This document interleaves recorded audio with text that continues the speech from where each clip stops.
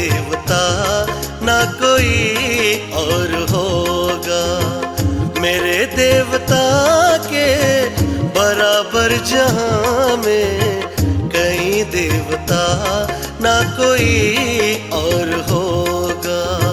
जमाने में होंगे बड़े लोग पैदा, जमाने में होंगे बड़े लोग पैदा, दयानंद सा ना कोई और होगा। मेरे देवता के बराबर जहां में कई देवता ना कोई और होगा।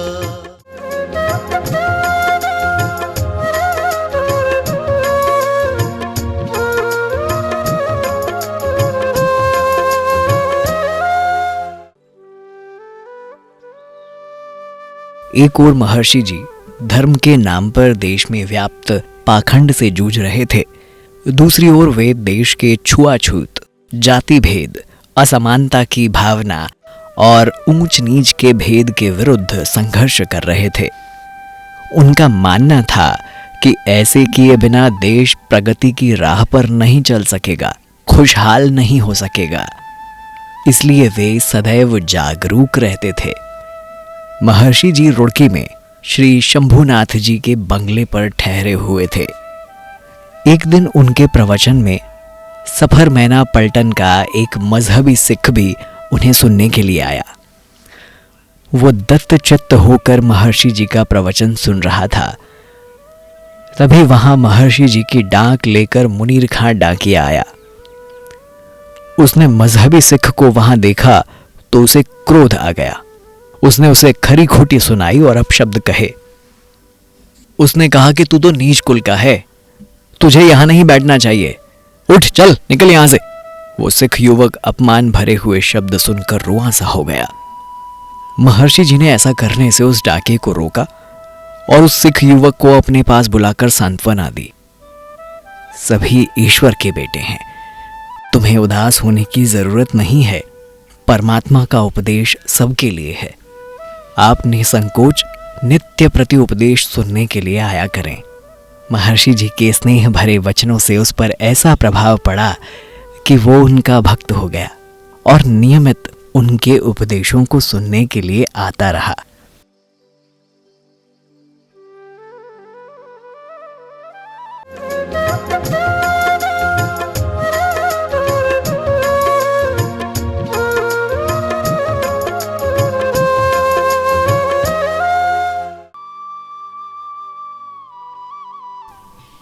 महर्षि जी के पास जिज्ञासु अपनी शंका का समाधान कराने और विभिन्न धर्मावलंबी अपने पक्ष के प्रमाण प्रस्तुत करने के लिए आते रहते थे।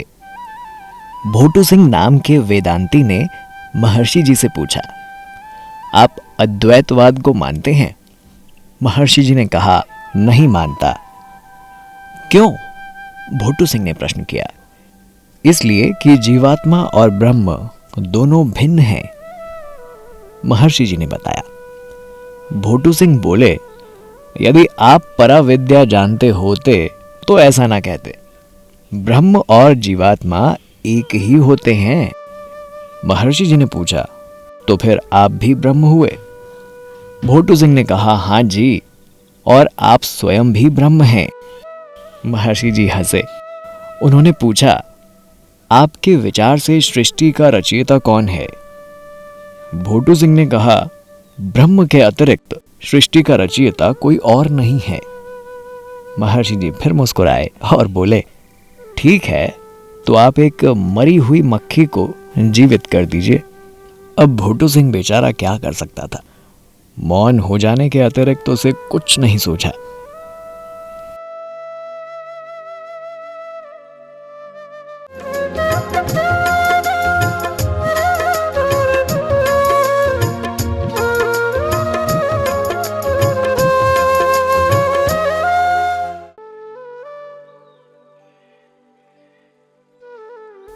महर्षि जी की दिनचर्या संयमित थी और कार्यक्रम अनुशासित हुआ करते थे। सत्संग का समय होने पर वे कम श्रोताओं के साथ भी अन्यों की प्रतीक्षा किए बिना अपना प्रवचन आरंभ कर देते थे। एक दिन उनके दो भक्त पंडित बलदेव और उमराव सिंह सत्संग के समय उपस्थित थे। उन्होंने महर्षि जी से श्रोताओं की प्रतीक्षा करने की प्रार्थना की, परंतु महर्षि जी ने समय पर अपना प्रवचन प्रारंभ कर दिया। इसका इतना प्रभाव हुआ कि उस दिन के पश्चात सभी श्रोता समय पर उपस्थित रहने लगे।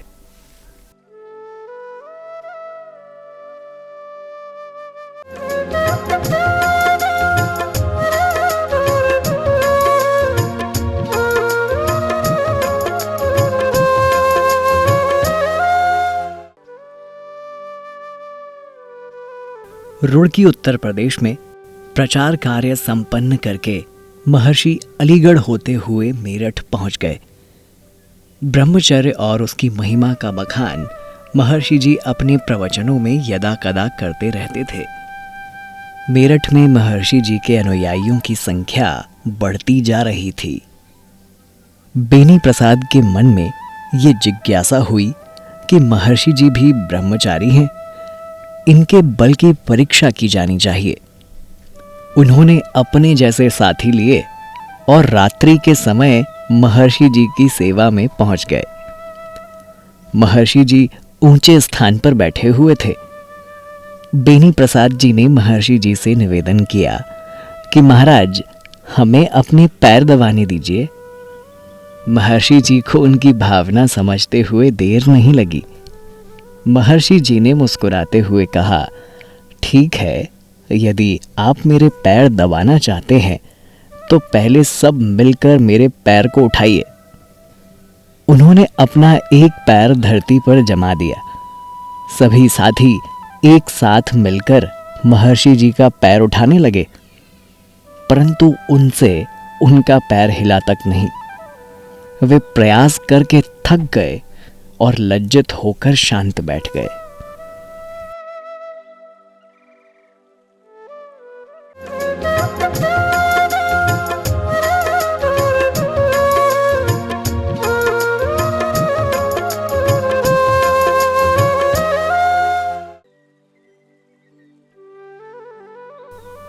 राव युधिष्ठिर के निमंत्रण पर महर्षि दयानंद संवत 1935 में शुक्ल पक्ष की प्रतिपदा 25 दिसंबर सन 1878 को रेवाड़ी पहुंचे।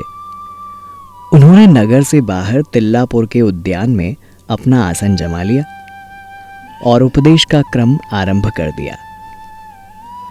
महर्षि जी की सेवा में श्रोताओं की संख्या खूब बढ़ी। प्रवचनों में श्रोताओं की रुचि और श्रद्धा भाव देखकर महर्षि ने वहां आर्य समाज की स्थापना कर दी और साथ ही गौशाला का निर्माण भी करवा दिया और उस गौशाला का प्रबंध राव युधिष्ठिर को संभला दिया। इसी गौशाला को देश की प्रथम गौशाला होने का गौरव प्राप्त है। ऋषि दयानंद सच्चे गौ भक्त थे। गौ की महिमा को रेखांकित करने के लिए उन्होंने अपने अमर ग्रंथ सत्यार्थ प्रकाश से भिन्न गौ करुणा निधि नाम की पुस्तक की रचना की, जिसे पढ़कर प्रत्येक मानव को अवश्य लाभ उठाना चाहिए।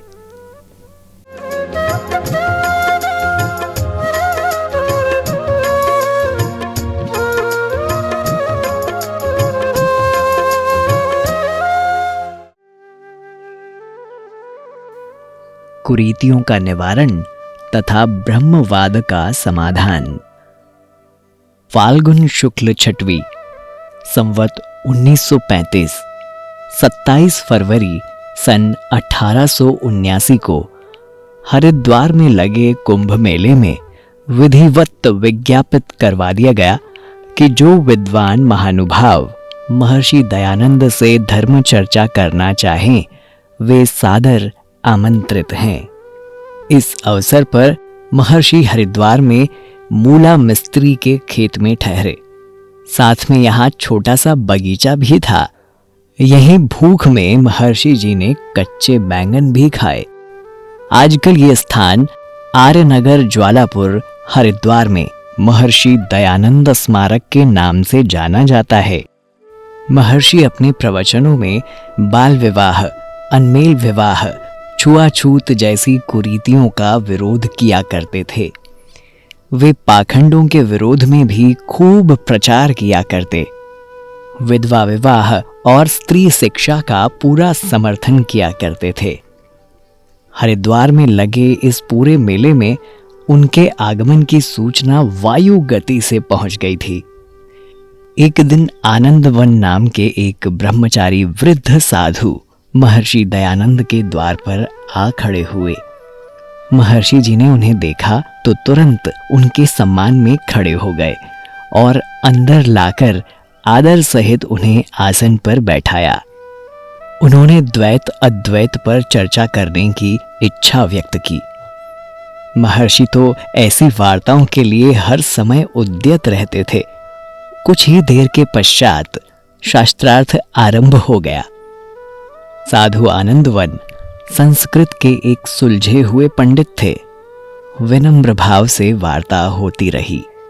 भोजन का समय हो गया।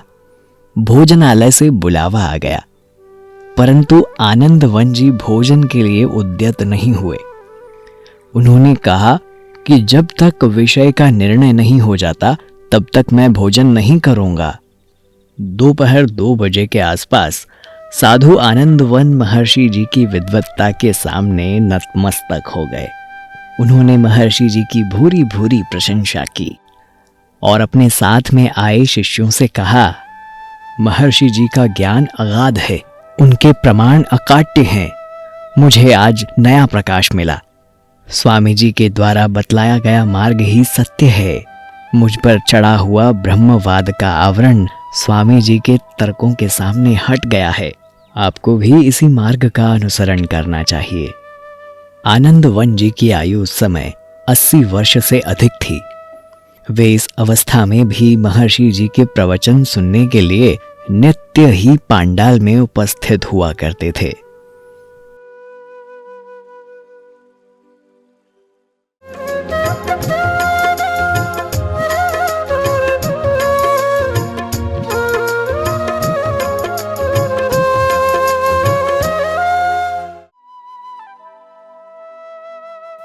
उन्हीं दिनों जम्मू कश्मीर के महाराजा रणवीर सिंह ने महर्षि जी की सेवा में एक पत्र भेजकर विनम्र आग्रह किया कि वे किसी ऐसे ग्रंथ की रचना करें जिससे ये साबित हो सके कि किसी भी धर्म का कोई व्यक्ति हिंदू धर्म को ग्रहण करना चाहे तो निसंकोच कर सके। उसके साथ प्रीतिपूर्वक व्यवहार किया जाए। महर्षि जी ने पत्रवाहक के द्वारा सूचना भिजवाकर महाराजा को सूचित करवाया कि आपका विचार सही है। कोई भी मतावलंबी यदि सदाचारी हो वैदिक धर्म को ग्रहण कर सकता है और सभी को सहभोज में सम्मिलित होने का अधिकार है। हाँ, एक दूसरे की झूठन कभी नहीं खानी चाहिए। इससे रोग लगने की संभावना बढ़ जाती है। हरिद्वार में महर्षि जी अस्वस्थ हो गए। विश्राम की दृष्टि से उन्होंने देहरादून चले जाना उचित समझा।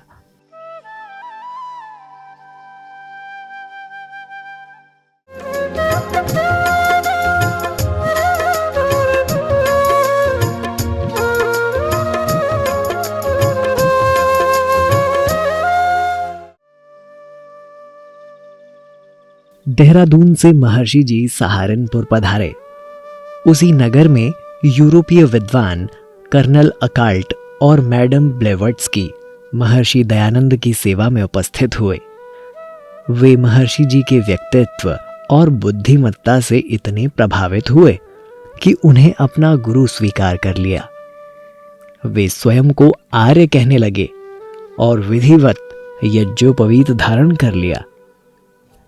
वे श्रद्धापूर्वक उनके प्रवचन सुनते और उनके साथ घंटों धर्म चर्चा किया करते। एक दिन अकाल्ट महाशय ने महर्षि जी से योग के संबंध में पूछा। महर्षि जी ने उत्तर दिया कि योग में बड़ी शक्ति है। वे प्रसन्न हुए और यात्रा में महर्षि जी के संग हो लिए। मेरठ आ जाने के बाद भी वे महर्षि जी के समीप ही बने रहे और उनके सत्संगों का लाभ उठाते रहे। कभी कभी वे स्वयं भी वेद विषय पर व्याख्यान देने का प्रयास करते। मेरठ से महर्षि जी अलीगढ़ की ओर प्रस्थान कर गए और कर्नल अकाल्ट और मैडम ब्लेवट्स्की उनसे आज्ञा लेकर मुंबई की ओर प्रस्थान कर गए। अलीगढ़ से महर्षि जी छलेसर होते हुए मुरादाबाद पहुंच गए। आर्यजनों के अनुरोध पर वहां आर्य समाज की स्थापना कर दी और वहां से चलकर बदायूं पहुंच गए, जहां वे नित्य प्रवचन करते रहे।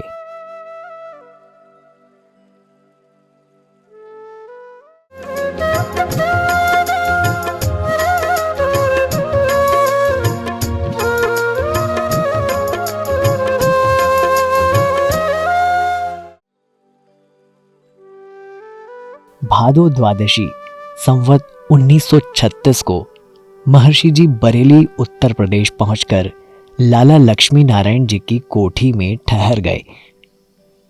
उनके प्रवचनों में सामान्य जनों के अतिरिक्त उच्च सरकारी अधिकारी भी सम्मिलित होते थे। एक दिन प्रवचन में महर्षि जी ने ईसाई धर्म के संबंध में कहा, ये लोग कुमारी से पुत्र होना बताते हैं और उसके लिए परमात्मा को दोषी ठहराते हैं। इससे सभा में उपस्थित कमिश्नर साहब क्रोधित हो गए और लक्ष्मी नारायण जी को बुलाकर कहा, अपने पंडित को समझाइए, अपने व्याख्यानों में कठोरता ना बरते। हम लोग तो शिक्षित हैं, यदि हिंदू और मुसलमान भड़के तो स्वामी जी को भारी पड़ेगा। लक्ष्मी नारायण जी ने साहस करके ये सूचना महर्षि जी को दी। अगले दिन स्वामी जी ने अपने व्याख्यान में स्पष्ट कर दिया, कुछ सज्जन मुझसे कहते हैं कि सत्य ना कहें। ऐसा करने से कलेक्टर साहब और कमिश्नर साहब रूठ जाएंगे। स्वामी जी ने गरजते हुए कहा, चक्रवर्ती सम्राट भी रूठ जाए, परंतु दयानंद सत्य का प्रकाश करने से कभी नहीं रुक सकता। और आगे उन्होंने कहा, दयानंद के शरीर को नष्ट किया जा सकता है, परंतु दयानंद की आत्मा को छिन्न भिन्न करना किसी के वश की बात नहीं है। अपने शरीर की रक्षार्थ दयानंद सत्य के रास्ते से नहीं हट सकता।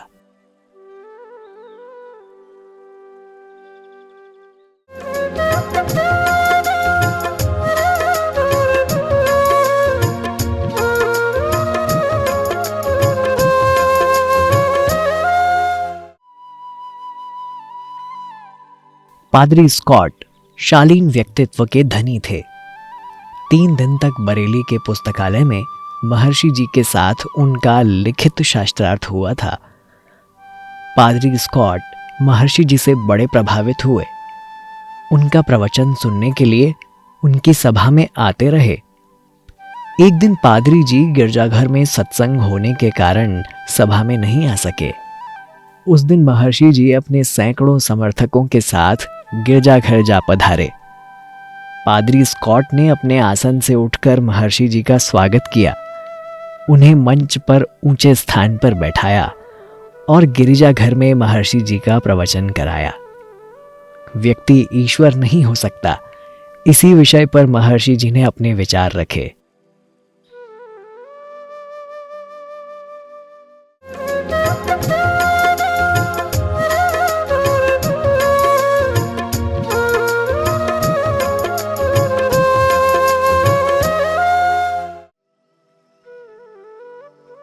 संवत 1936 सन 1879 में जिन दिनों महर्षि जी बरेली उत्तर प्रदेश में कार्य कर रहे थे, उन्हीं दिनों नानक चंद नगर के कोतवाल थे।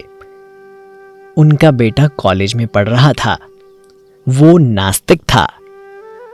नानक चंद जी पौराणिक थे, नित्य पूजा पाठ अवश्य किया करते। उन्होंने ऋषि के उपदेश सुने तो गद हो गए। उन्होंने समझ लिया कि पुत्र मुंशी राम ने यदि महर्षि दयानंद के प्रवचन सुन लिए तो उसकी सारी शंकाओं का समाधान हो जाएगा। अतः एक दिन उसे महर्षि जी का प्रवचन सुनने के लिए तैयार कर लिया। स्वयं भी उसके साथ प्रवचन सुनने के समय उपस्थित रहे। ईश्वर के संबंध में महर्षि जी की युक्तियां सुन के मुंशी राम के विचार ही बदल गए। उन्होंने महर्षि जी की दिनचर्या देखी। वे रात के समय भी महर्षि जी के उद्यान में पहुंचते। रात्रि का तीसरा पहर होता तो महर्षि जी भ्रमण के लिए जाते मिलते, और मुंशी राम को कई बार महर्षि जी साधना में लीन दिखे। फिर भी ईश्वर की सत्ता में उनका विश्वास नहीं लौट सका। ये बात उन्होंने महर्षि जी से कहा तो महर्षि जी ने कहा कि मैं तो युक्तियां ही दे सकता हूं। परमात्मा में विश्वास तो तभी बनेगा जब परमात्मा की आप पर कृपा होगी।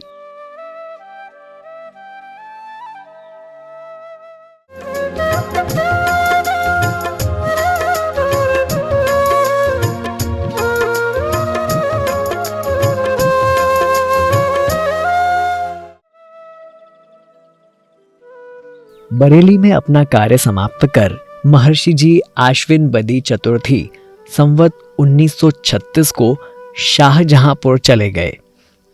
उस नगर में मूर्ति पूजा विषय पर महर्षि जी का लक्ष्मण शास्त्री से शास्त्रार्थ हुआ।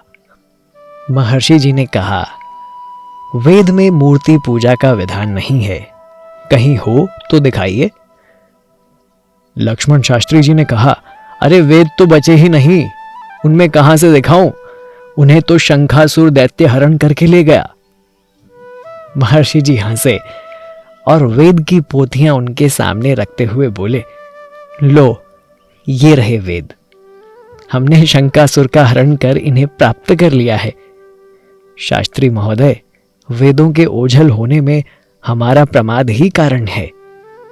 वेदों को देखकर लक्ष्मण शास्त्री चकित होकर उनकी तरफ देखने लगा। वेदों के पृष्ठ पलटने का साहस भी नहीं जुटा सका।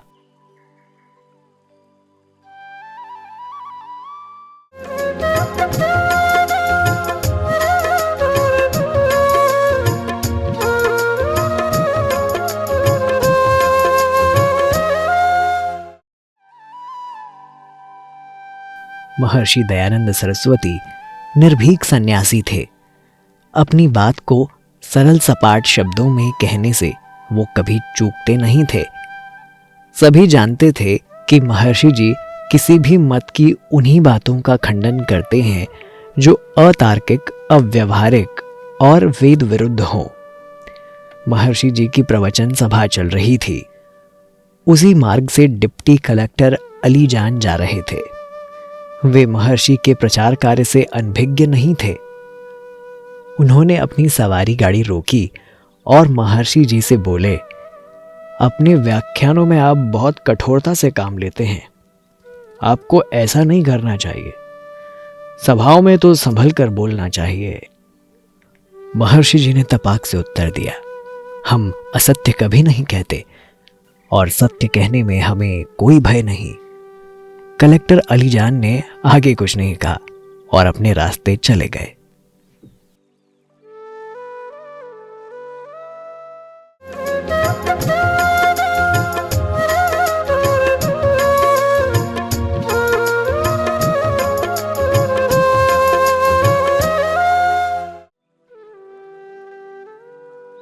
महर्षि जी के समीप उपस्थित कई सज्जनों ने उनसे कहा, महाराज, आपका खंडन बड़ा कठोर होता है, इससे सुनकर श्रोता कष्ट पाते हैं। इसके परिणाम शुभ कैसे हो सकते हैं? महर्षि जी ने उन्हें समझाया, जब रोग पुराना और जटिल हो तो चतुर वैद्य ऐसे रोगी को पहले विरेचक औषधियां देते हैं। इस औषध से कई बार जी मचलाने लगता है, घबराहट होने लगती है, परंतु जब शरीर का मल निकल जाता है उसका रोग ठीक हो जाता है और तभी वो अच्छा अनुभव करता है। हमारे देश के निवासी अंधविश्वासों, कुरीतियों, पाखंडों आदि के दोषों में ऐसे फंसे हुए हैं, समाज रूढ़िग्रस्त होकर दुख भोग रहा है। ऐसे में मेरे प्रवचन विरेचक औषध की तरह काम करते हैं। जब समाज दोष मुक्त हो जाएगा तभी सुख व समृद्धि की ओर बढ़ेगा। रूढ़ियों, कुरीतियों और पाखंडों के खंडन से ही ऐसा संभव है। फर्रुखाबाद में स्कॉट नाम के मजिस्ट्रेट थे। बड़े सज्जन थे और धार्मिक वृत्ति के व्यक्ति थे। महर्षि जी के लिए उनके हृदय में काफी आदर की भावना थी। वे नित्य नियम से महर्षि जी के प्रवचन सुनने के लिए उनकी सभाओं में आते थे।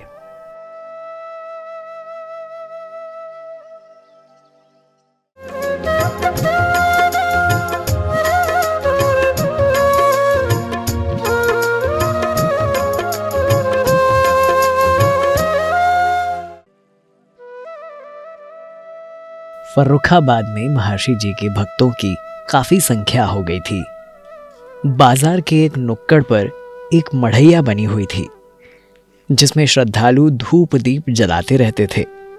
एक दिन कुछ भक्तों ने महर्षि जी से निवेदन किया, महाराज, नगर के मजिस्ट्रेट मिस्टर स्कॉट आपके परम भक्त हैं। आप उन्हें जरा संकेत भी कर देंगे तो मार्ग से ये मढ़िया उठ जाएगी। महर्षि जी ने उन्हें उत्तर दिया, सुधार का ये मार्ग नहीं है।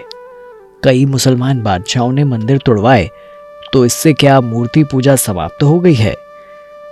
मूर्तियां तोड़वाना मेरा काम नहीं है। मैं तो लोगों के मन मंदिरों से मूर्तियां हटाना चाहता हूं। आश्विन बदी अष्टमी संवत 1936 सन 1879 को महर्षि जी ने कानपुर नगर में आकर अपना आसन जमाया। यहाँ के सज्जनों को अपनी पुस्तकें पढ़ने के लिए प्रेरित किया। यहाँ से चलकर महर्षि जी दानापुर पधारे। यहाँ के निवासी लंबे समय से उनके दर्शनों के इच्छुक थे। महर्षि जी के नगर आगमन पर भक्तों ने विशाल शोभा यात्रा निकालकर उनका भव्य स्वागत किया।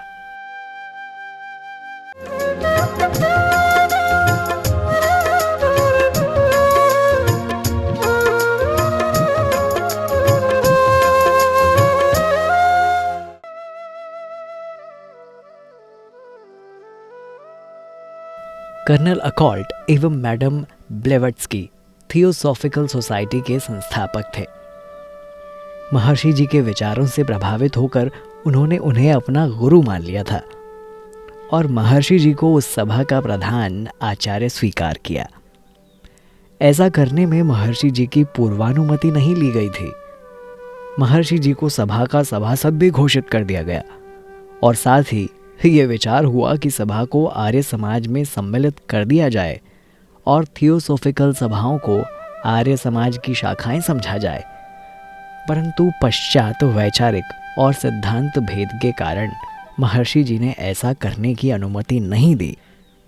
मैडम ब्लेवत्स्की का ईश्वर की सत्ता में विश्वास नहीं था और दूसरा ये कि वे लोग थियोसॉफिकल सभा का सदस्य किसी भी अन्य मत वाले व्यक्ति को बनाने में कोई आपत्ति नहीं किया करते थे, जबकि आर्य समाज के 10 नियमों को मानने तथा पालन करने वाले व्यक्ति ही आर्य समाज की सदस्यता प्राप्त कर सकते थे।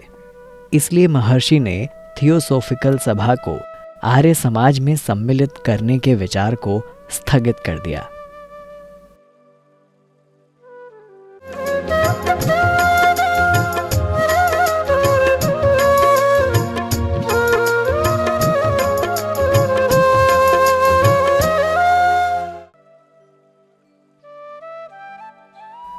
मेरठ से महर्षि जी सहारनपुर के रास्ते देहरादून के लिए प्रस्थान कर रहे थे।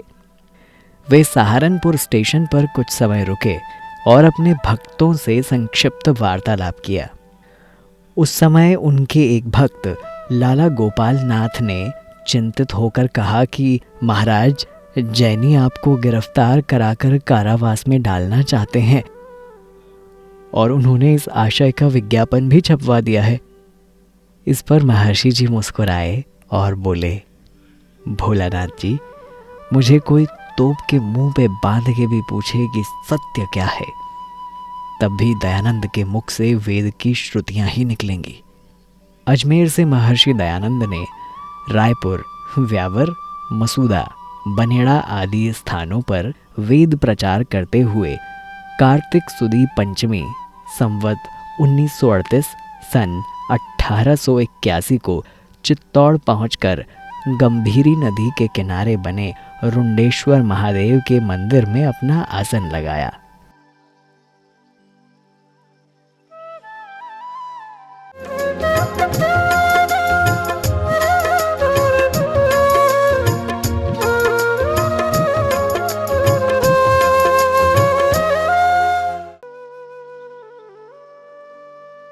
पंडित लेखराम जी को वैदिक धर्म की सत्यता का निश्चय होने पर महर्षि जी के दर्शन की उत्कृष्ट इच्छा मन में जागी। अब वे पेशावर से चलकर 16 मई सन 1881 रात्रि को अजमेर में सेठ फतेहमल की धर्मशाला में पहुंचे। प्रातः 17 मई को महर्षि जी के दर्शन किए। वार्तालाप से मार्ग का सब कष्ट भूल गए। पंडित जी ने महर्षि जी से प्रश्न किया, ईश्वर और आकाश दोनों व्यापक होने से एक साथ कैसे रह सकते हैं? महर्षि जी ने उत्तर देते हुए कहा, देखो, ये पत्थर है, इसमें अग्नि व्यापक है या नहीं? इसी प्रकार जल, वायु, मिट्टी के उदाहरण देकर कहा कि जो वस्तु जिससे सूक्ष्म होती है वो उसमें व्यापक होती है। अतः ईश्वर और आकाश दोनों व्यापक हैं, परंतु ईश्वर आकाश से भी सूक्ष्म है, अतः दोनों इकट्ठे रह सकते हैं। इसके अतिरिक्त पंडित लेखराम जी ने अन्य अनेक प्रश्न किए। महर्षि जी ने उनके संतोषजनक उत्तर दिए, जिससे पंडित जी की संतुष्टि हो गई।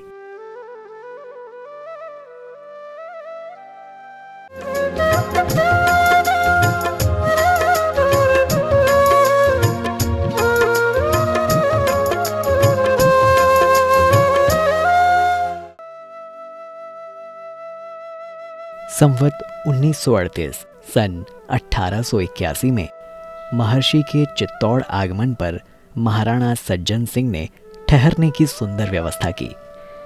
महर्षि ने उन्हें राजधर्म का उपदेश दिया।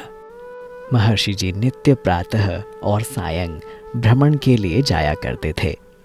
संध्या के समय बहुत से सज्जन उनके साथ जाते और अपनी जिज्ञासा शांत किया करते थे। एक दिन भ्रमण के मार्ग में एक मंदिर आ गया। मंदिर के बाहर छोटे छोटे बच्चे खेलने में व्यस्त थे। महर्षि जी मंदिर के बाहर पहुंचे तो उन्होंने करबद्ध होकर अपना सिर झुका दिया। साथ में चल रहे एक पंडित ने महर्षि जी से पूछ लिया, महाराज, बेशक आप मूर्ति पूजा का खंडन करते हैं, पर देवताओं की श्रद्धा व्यक्ति को स्वयमेव अपनी ओर आकर्षित कर लेती है। मंदिर के द्वार के सम्मुख आते ही आपका मस्तक झुक गया। महर्षि जी रुके, उन बच्चों में से एक छोटी बच्ची को दिखाकर बोले, देखिए, ये हमें जन्म देने वाली मातृशक्ति है, हमें इसे नमन करना चाहिए। सभी शांत हो गए। चित्तौड़ से महर्षि जी इंदौर होते हुए पौष सुदी एकादशी संवत 1938 सन 1881 को मुंबई नगर पहुंच गए। मुंबई में उन्हें समुद्र तट पर बालुकेश्वर गौशाला नाम के स्थान पर आदर सहित ठहरा दिया गया। इन दिनों आर्य समाज मुंबई का वार्षिक उत्सव हो रहा था। महर्षि जी इस उत्सव की श्री वृद्धि के लिए वहां पधारे थे।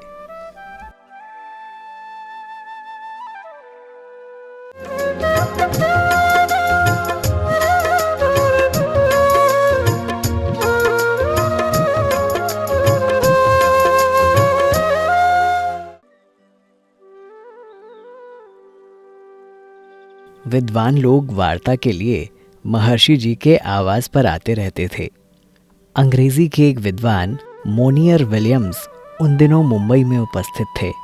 महर्षि जी की विद्वत्ता से प्रभावित होकर उन्होंने महर्षि जी से कहा, आपका ज्ञान मानव हितकारी है, इसका लाभ यूरोप वासियों को भी मिलना चाहिए। यदि आप सहमत हो तो वहाँ चलने की सारी व्यवस्था मैं कर दूंगा, आप आदेश करें। महर्षि जी ने गंभीरता से कहा, आपका विचार निसंदेह अच्छा है, परंतु अभी तो मेरे देश के लोग ही अज्ञान के अंधेरे में भटक कर दुखों को भोग रहे हैं। देशवासियों को अंधविश्वास और रूढ़ियों से निकालकर सुखों की ओर ले जाना मेरा पहला कर्तव्य है। दूसरा ये भी आवश्यक है कि वहाँ के वासियों को अपने विचार देने के लिए मुझे अंग्रेजी भाषा सीखनी चाहिए, जिसके लिए काफ़ी समय की आवश्यकता है, और इतने समय में तो मैं प्रचार का बहुत सारा काम कर सकूंगा। और तीसरी बात यह है कि सत्य के प्रचार कार्य में बड़ी बाधाएं हैं। बहुत से दुराग्रही मेरे प्राणों के ग्राहक हो गए हैं। इस शरीर में प्राण कब तक बने रहेंगे इसका कोई पता नहीं। इसलिए मैं अपना जीवन देशवासियों की उन्नति के लिए अर्पित कर देना चाहता हूँ। मुंबई नगर से खंडवा, रतलाम और चित्तौड़गढ़ में धर्म चर्चा करते हुए महर्षि जी ने श्रावण बदी त्रयोदशी संवत 1939 सन 1882 में उदयपुर महाराजा सज्जन सिंह के नौलखा उद्यान के राज मंदिर में अपना डेरा डाल लिया। राजा सज्जन सिंह अपने मंत्रिमंडल के सदस्यों, अधिकारियों और श्रेष्ठियों के साथ श्री दर्शन को पधारे। इसके पश्चात वे नित्य ही महर्षि जी के प्रवचन सुनने के लिए सभा में उपस्थित हो जाते। वे महर्षि जी के समीप बैठकर योग दर्शन और मनुस्मृति का अध्ययन किया करते थे।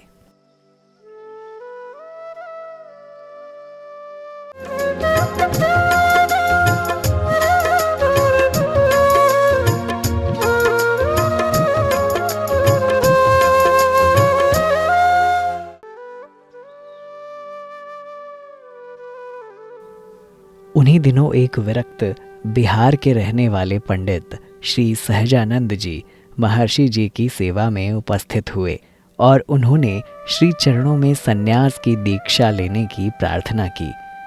महाराज ने कुछ समय उन्हें अपने समीप रखा, परखा और योग्य समझकर विधिवत सन्यास की दीक्षा प्रदान कर दी। उदयपुर में रहकर सहजानंद जी काफी समय तक श्री सेवा में लगे रहे। उन्होंने अपनी सहजता, सेवा भाव और विनम्रता से महर्षि जी की अति समीपता प्राप्त कर ली थी। योग साधना में बैठे गुरुवर के सौम्य मुखमंडल को निहार कर वे कृतकृत्य हो जाते। महर्षि जी के समीप रहकर उन्होंने पाया कि ऋषि दयानंद रात्रि में मात्र 4 घंटे ही विश्राम में व्यतीत करते हैं। शेष समय वे योग साधना में स्वयं को अवस्थित रखते हैं।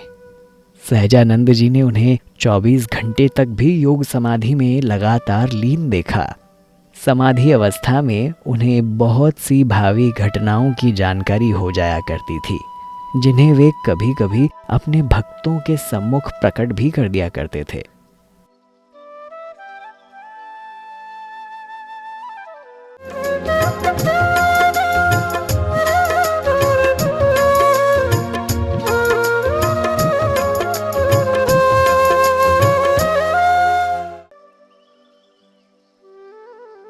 उदयपुर वास के दौरान महाराजा सज्जन सिंह जी ने एक दिन श्री चरणों में निवेदन किया कि यदि महर्षि दयानंद मूर्ति पूजा का खंडन त्याग दें तो आपके चरणों में एकलिंग महादेव की गद्दी अर्पित करने के लिए उद्यत हैं।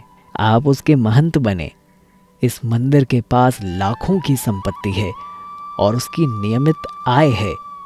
उस संपूर्ण संपदा के एकमात्र आप ही स्वामी होंगे। राणा उदयपुर का ये वाक्य सुनकर महर्षि जी की मुख मुद्रा बदल गई। उन्होंने आवेश में कहा, ये तुच्छ प्रलोभन देकर मुझे सत्य मार्ग से विमुख करना चाहते हो। ये संपूर्ण सृष्टि उस परमपिता परमात्मा की सत्ता है। जिस संपदा की तुम बात करते हो उसको मैं एक दौड़ लगाकर पार कर सकता हूँ। मैं परमपिता परमात्मा की अपरिमित सत्ता में विचरण करता हूँ। लौकिक प्रलोभन का मेरे लिए कोई मूल्य नहीं। इस बात पर महाराणा सज्जन सिंह लज्जित हुए और उन्होंने महाराज से क्षमा याचना की।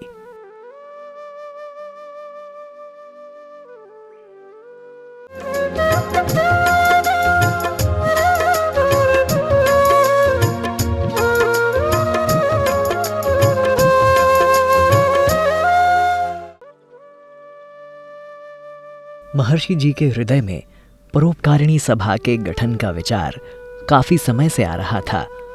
उदयपुर में वो पूर्ण हुआ। महर्षि जी ने अपने अनुयायियों और भक्तों की सहमति से परोपकारिणी सभा की स्थापना फाल्गुन बदी 5 मंगलवार संवत 1939 27 फरवरी सन 1883 में कर दी। पुस्तक लेखन आदि के लिए जो संपत्ति एकत्र हुई थी वो सब परोपकारिणी सभा के नाम कर दी। इस सभा का अध्यक्ष पद राणा सज्जन सिंह जी को सौंपा गया। मंत्री कविराजा श्यामल दास को बनाया गया। इस सभा के कुल 23 सदस्य बनाए गए। मंत्री जी ने स्वयं एक अधिकार पत्र और नियम लिखकर सभा को दे दिए। महर्षि जी उन दिनों भी वेद भाष्य में व्यस्त थे।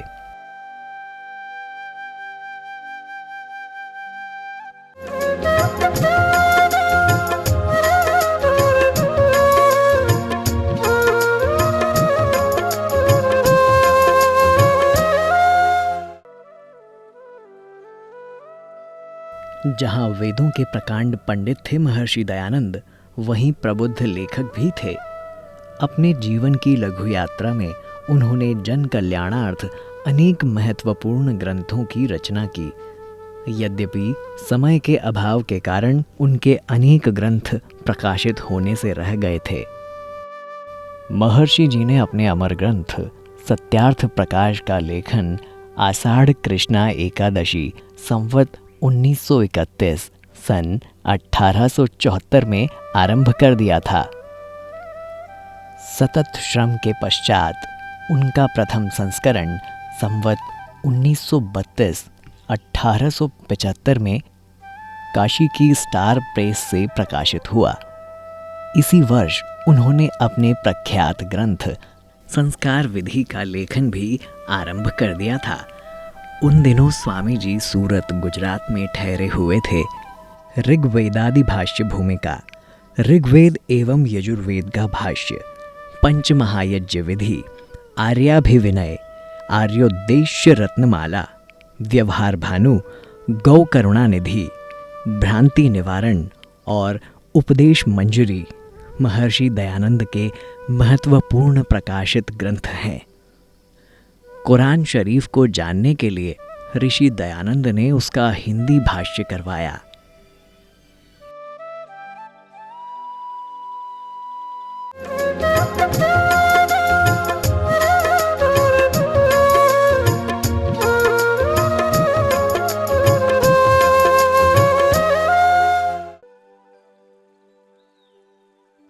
महर्षि जी को महाराजा जोधपुर यशवंत सिंह जी का निमंत्रण मिला। उन्होंने स्वीकार कर लिया।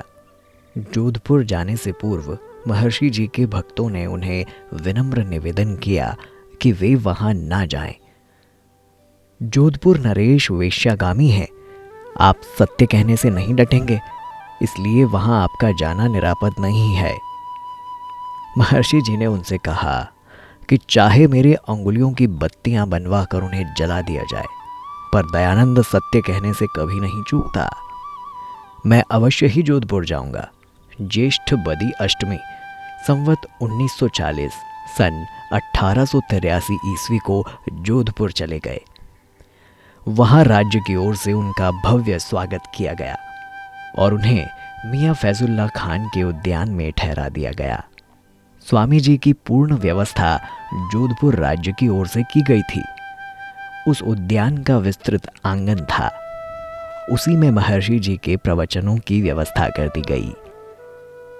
प्रवचन सभा में राज्य के छोटे बड़े सभी अधिकारी भाग लेते थे। प्रवचनों से पूर्व ही महाराजा राव तेज सिंह ने श्री चरणों में निवेदन किया कि महाराजा की दैनिक दिनचर्या के बारे में कुछ ना कहें।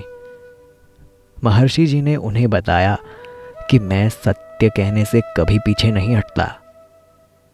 जोधपुर नरेश महाराजा यशवंत सिंह जी भी स्वयं ऋषि के दर्शन करने के लिए उनके समीप जाया करते थे। जब उन्हें अवकाश ना होता तो महर्षि जी के दर्शन करने के लिए उन्हें महल में सादर आमंत्रित कर लेते थे। एक दिन जब महर्षि जी राजा यशवंत सिंह के महल में पधारे तो नन्ही जान नाम की वेश्या वहां उपस्थित थी। महर्षि जी के आगमन की सूचना पाकर महाराजा ने वेश्या की डोली को संकेत से भिजवा दिया। फिर भी महर्षि जी की दृष्टि उस दृश्य पर पड़ गई। वार्ता के समय महर्षि जी ने महाराज से प्रथम यही चर्चा की। महर्षि जी ने जोधपुराधीश से कहा, आप स्वयं को पहचानने का प्रयास करें।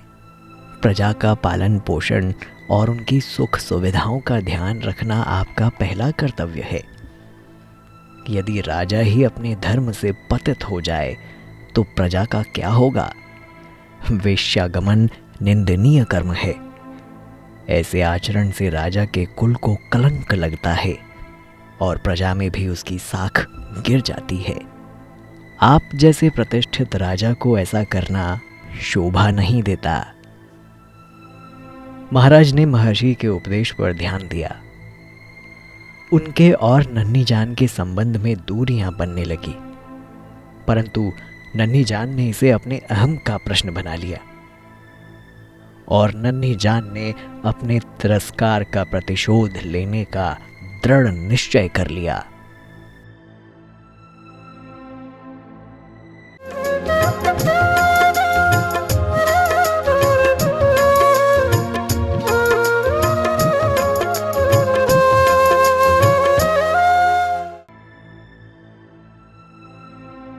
पूरे राज दरबार में नन्ही जान के प्रभाव से कोई अनभिज्ञ नहीं था। उसने अपना जाल फैलाना आरंभ कर दिया। वो बौखला गई थी। धन का उसके पास कोई अभाव नहीं था। जो लोग महर्षि जी की सेवा में नियुक्त थे, उसने उन पर जाल फेंकना आरंभ कर दिया। उसके जाल में सबसे पहले फंसा कल्लू का हार। यद्यपि वो एक निष्ठावान सेवक था और श्रद्धा के साथ विनीत भाव से महर्षि जी की सेवा किया करता था, एक दिन अचानक ही कई सौ का सामान समेटकर रात्रि के अंधेरे में कहीं गुम हो गया। राजा के साथ प्रहरी के रूप में नियुक्त 6 सैनिक, एक हवलदार भी उस समय पता नहीं कहां सो गए। इस घटना से महर्षि जी के मन में संदेह उत्पन्न हो गया था, परंतु षड्यंत्र का घटना चक्र बड़ी तीव्रता से घटता चला गया। 19 सितंबर सन 1883 अर्थात आश्विन बदी चतुर्दशी संवत 1940 की रात्रि को धौल मिश्र नामक रसोइये से महर्षि जी दूध पीकर सो गए। उसी रात्रि महर्षि जी के पेट में भयंकर दर्द आरंभ हो गया। उल्टियां और दस्त शुरू हो गए। मन का चैन जाता रहा। पूरे शरीर में जलन उत्पन्न हो गई। राज्य की ओर से डॉक्टर अली मर्दान खान को उन्हें देखने के लिए नियुक्त किया गया, परंतु उनके द्वारा दिए गए औषधोपचार के कारण पीड़ा और बढ़ती गई। महर्षि जी को रहस्य समझते देर नहीं लगी। विष उनके शरीर में समा गया। यौगिक क्रियाओं से उसे निकाल देने का समय भी बीत चुका था।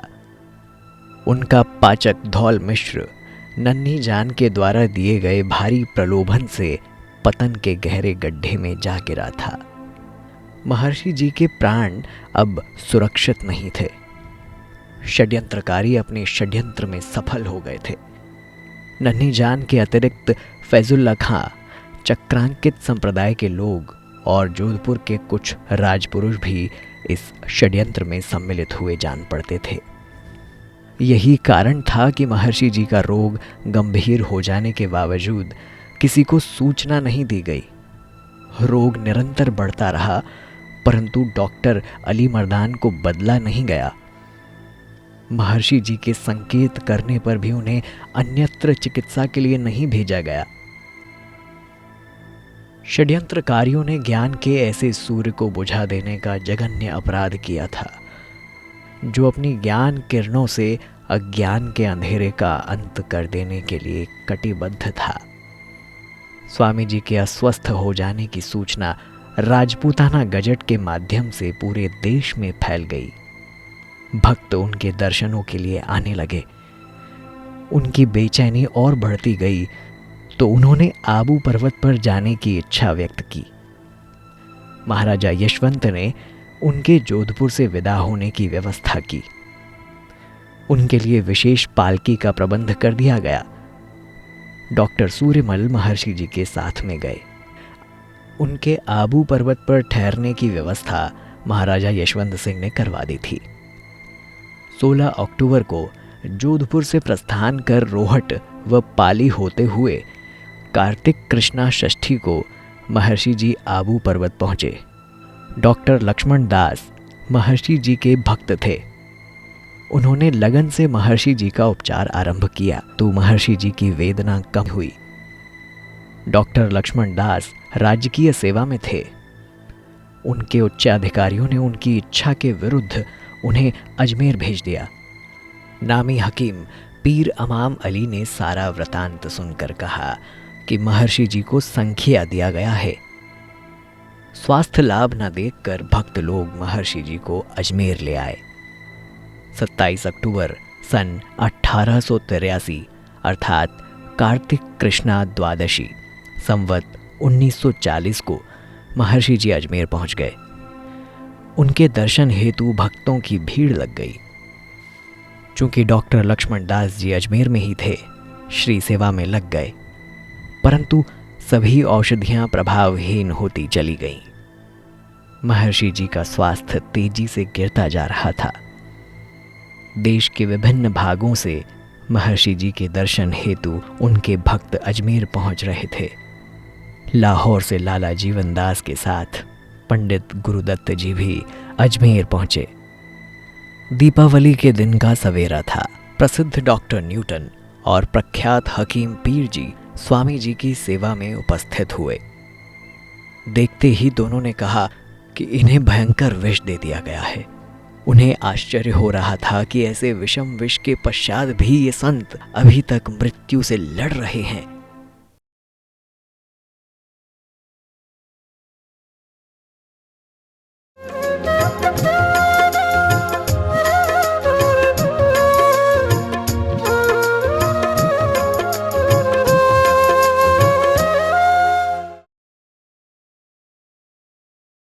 इस जनसेवी समाज सुधारक संत के जीवन का अंतिम प्रहर समीप आ रहा था।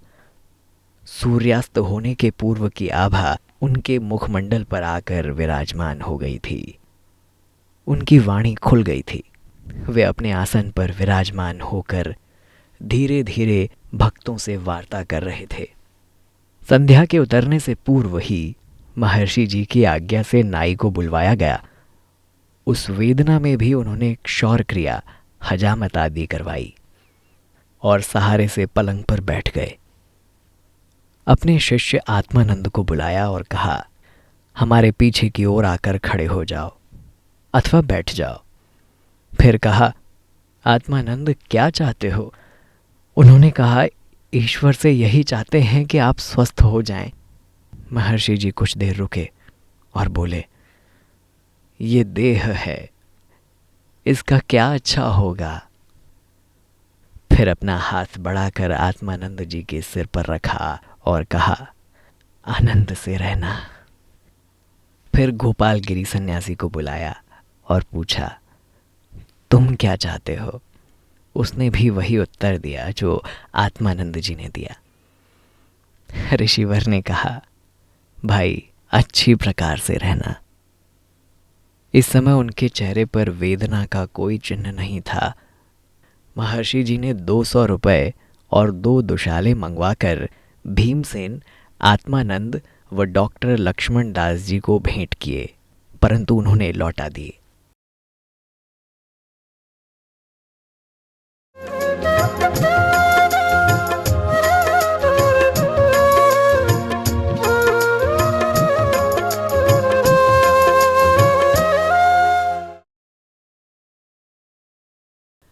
सांझ उतरते ही उन्होंने भवन के ऊपर नीचे के सारे द्वार खुलवा दिए। सब भक्तों को पीछे खड़े होने का आदेश दिया और उस दिन की स्थिति की जानकारी पूछी। पंडित रमालाल ने स्पष्ट किया कि आज कार्तिक कृष्ण पक्ष का अंत है और शुक्ल पक्ष की आदि अमावस है। दिन मंगलवार है। ये सुनकर बिनोय कोठी की छत और दीवारों की ओर दृष्टि की। फिर वेद मंत्रों का पाठ किया। अंतिम क्षणों में महर्षि जी के दिव्य दर्शन से पंडित गुरुदत्त की नास्तिक वृत्ति भी चली गई और वे वैदिक धर्मी बन गए। वेद पाठ के पश्चात कुछ ईश्वर उपासना की, फिर भाषा में ईश्वर के गुणों का थोड़ा सा कथन कर अत्यंत प्रसन्नता और हर्ष सहित गायत्री मंत्र का पाठ करने लगे। इसके बाद हर्षित तथा प्रफुल्लित चित्त सहित कुछ देर तक समाधिस्थ रहकर आंखें खोलकर कहने लगे, हे दयामय, हे सर्वशक्तिमान ईश्वर, तेरी यही इच्छा है, तेरी यही इच्छा है, तेरी इच्छा पूर्ण हो। तैने अच्छी लीला की। बस इतना ही कहा। महर्षि जी महाराज ने स्वयं करवट ली और एक प्रकार से श्वास को रोककर एक ही बार में बाहर निकाल दिया। और इस प्रकार भारत भाग्य विधाता महर्षि दयानंद सरस्वती ने भौतिक शरीर का परित्याग कर निर्वाण पद प्राप्त किया। उस समय संध्या के 6 बजे थे। दीपावली का दिन था। विक्रमी संवत 1940 कार्तिक बदी अमावस्या, दिन मंगलवार, ईस्वी सन 30 अक्टूबर 1883। चरित्र है देखे बड़े ऊंचे ऊंचे, नजर भर उधर भी जरा देख लेना। चरित्र है देखे बड़े ऊंचे ऊंचे, नजर भर उधर भी जरा देख लेना। चरित्र मिलेगा ऋषिवर के जैसा, चरित्र मिलेगा ऋषिवर के जैसा, देखा सुना ना कोई और होगा। मेरे देवता के बराबर जहाँ में कई देवता ना कोई और होगा।